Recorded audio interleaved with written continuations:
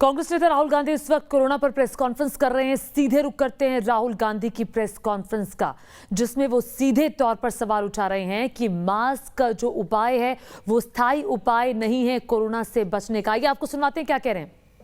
हिंदुस्तान की पूरी जनता का वैक्सीनेशन, अगर इस रेट पे वैक्सीनेशन चलता गया तो थर्ड वेव आएगी, फोर्थ वेव आएगी, फिफ्थ वेव आएगी। क्यों आएगी? क्योंकि आपका वायरस बदल जाएगा, म्यूटेट कर जाएगा।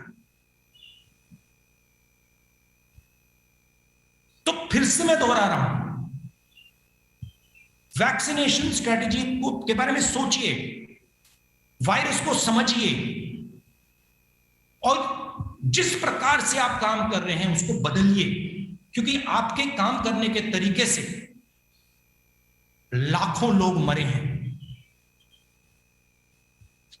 और जो झूठ बोला जा रहा है, और मैं क्लियरली बता रहा हूं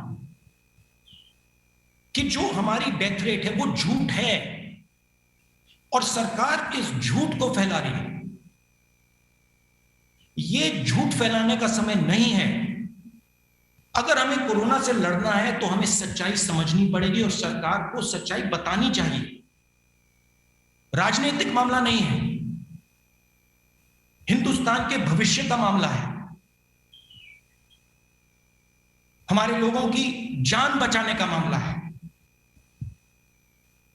और सरकार को समझना चाहिए कि हम उनके दुश्मन नहीं हैं,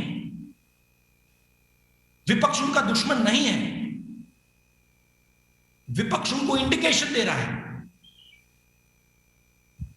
विपक्ष उनको रास्ता दिखा रहा है। अगर फरवरी में बात सुन ली होती तो लाखों लोग नहीं मरते।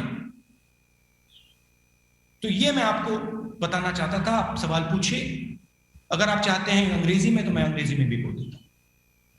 Sir, if very briefly you can say in English would be helpful, sir, for those friends who come from southern part of the. तो राहुल गांधी इस वक्त वीडियो कॉन्फ्रेंसिंग के जरिए प्रेस कॉन्फ्रेंस कर रहे हैं और सीधे तौर पर सरकार पर निशाना साधा और कहा कि सरकार कोरोना को समझ नहीं पाई है।